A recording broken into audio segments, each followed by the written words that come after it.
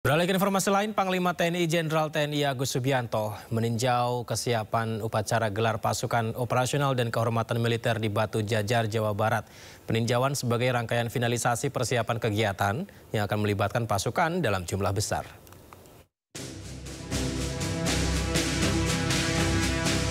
Panglima TNI Jenderal TNI Agus Subianto meninjau langsung pelaksanaan gladi upacara gelar pasukan operasional dan kehormatan militer di Lanut Suparlan Pusdiklat Pasus Kopassus Batu Jajar, Bandung, Jawa Barat. Peninjauan dilakukan sebagai bagian dari rangkaian finalisasi persiapan kegiatan yang akan melibatkan pasukan dalam jumlah besar serta berbagai atraksi militer. Kegiatan ini menjadi salah satu momentum penting untuk menunjukkan kesiapan operasional TNI. Upacara gelar pasukan operasional dan kehormatan militer ini juga akan menjadi momen bersejarah dengan diresmikan, dilantik dan dikukuhkannya Pangkopassus, Pangkormar, Pangkorpasgat, Kodam Baru, Kodairal, Pangkodau, Pangkopsau, Grup Kopassus Brigade Teritorial Pembangunan, Batalion Teritorial Pembangunan, Batalion Infanteri Marinir dan Batalion Komando Kopasgat.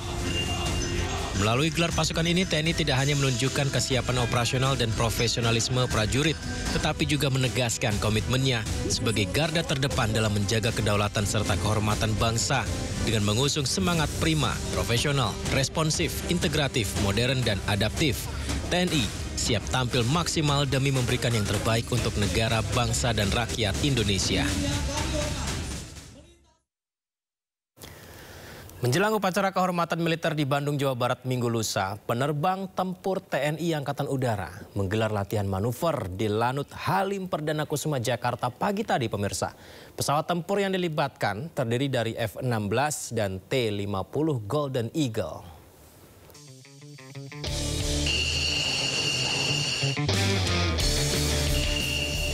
Penerbang tempur TNI Angkatan Udara mematangkan persiapan untuk tampil pada pembukaan upacara gelar pasukan operasional dan kehormatan militer di Batu Jajar, Bandung, Jawa Barat minggu lusa.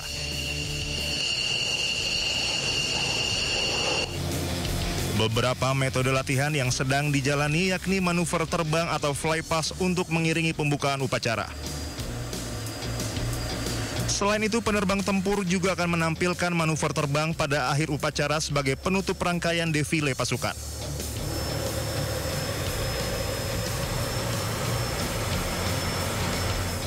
Wakil Asisten Operasi Kaskop Sutnas Kolonel Penerbang Onesmus Gederai Aryadi mengatakan, hari ini merupakan hari terakhir para penerbang menggelar latihan di Lanut Halim Perdana Kusuma. Beberapa skuadron tempur terlibat dalam penampilan di Batu Jajar nanti. Aryadi memastikan latihan hari ini berjalan maksimal demi menampilkan yang terbaik pada minggu lusa. Kegiatan demo udara ini untuk pesawat-pesawat tempur kita dilibatkan pada kegiatan opening dan closing. Jadi opening mereka melaksanakan PES sebagai pembuka untuk operasi darat. Setelah mereka PES itu akan diikuti dengan ledakan. Dum-dum-dum. Setelah meledak barulah dimulai dengan demo lanjutannya. Pesawat tempur yang dilibatkan terdiri dari F-16 dan T-50 Golden Eagle. Tidak hanya pesawat tempur saja, TNI Angkatan Udara juga akan memamerkan ragam pesawat angkut dan helikopter tempur dalam upacara nanti seperti CN-235 dan Hercules.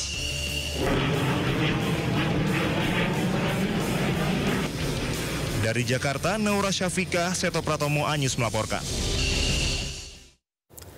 Di upacara gelar pasukan operasional dan kehormatan militer hari Minggu mendatang, Presiden akan melantik Wakil Panglima TNI, jabatan yang telah lama kosong di tubuh organisasi TNI.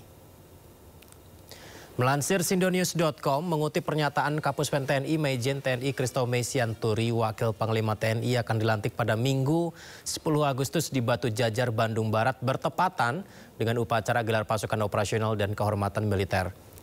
Presiden Prabowo Subianto, pemirsa, ini dijadwalkan juga akan hadir. Beliau hadir sebagai inspektur upacara dan menyampaikan amanat strategis ke seluruh prajurit TNI. Posisi Wakil Panglima berbeda dengan Panglima TNI yang mensyaratkan figur harus pernah atau sedang menjabat Kepala Staf Angkatan. Tidak ada klausul dalam Undang-Undang TNI maupun Perpres TNI yang mengatur prasyarat jabatan Wakil Panglima. Namun, dalam Perpres TNI menyebut posisi Wakil Panglima akan menyandang pangkat bintang 4.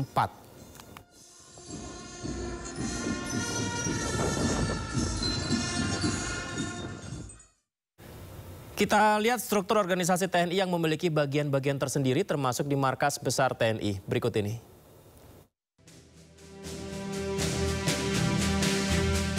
Melihat struktur organisasi TNI memiliki bagian-bagian tersendiri termasuk di Markas Besar TNI. Struktur organisasi mengacu pada Peraturan Presiden Nomor 66 Tahun 2019 tentang Susunan Organisasi Tentara Nasional Indonesia.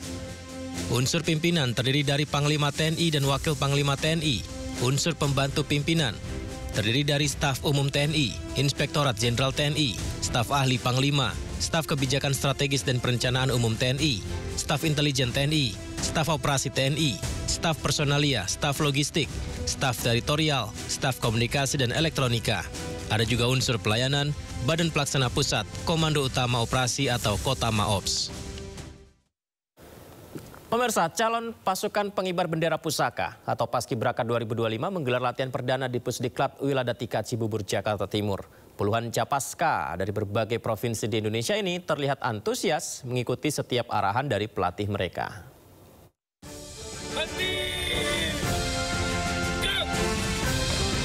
Sebanyak 76 calon paskibraka dari 38 provinsi menggelar latihan perdana menjelang HUT ke-80 RI.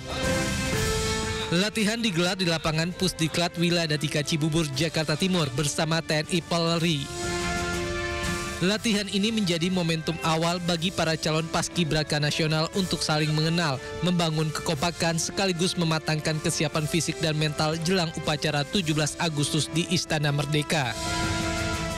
Ya, hari ini latihan pertama kita bersama semua perangkat upacara. Itu pertamanya perasaan saya itu kayak deg-deg begitu, bagaimana kalau begini, bagaimana kalau begini. Cuman ada support dari pelatih, semua tim itu menjadi lebih semangat dan alhamdulillah itu cuman ada koreksi sedikit saja. Latihan ini dijadwalkan berlangsung hingga pertengahan Agustus mendatang. Para capaska akan terus digembleng agar tampil optimal. Dari Jakarta, Wenda Nura, Oki Mahendra, iNews melaporkan. Pemerintah memberi kesempatan bagi masyarakat umum untuk ikut upacara bendera 17 Agustus di Istana Merdeka secara langsung. Namun, masyarakat umum diharuskan mendaftarkan diri di website terlebih dahulu, pemirsa, untuk mendapatkan tiket antrian.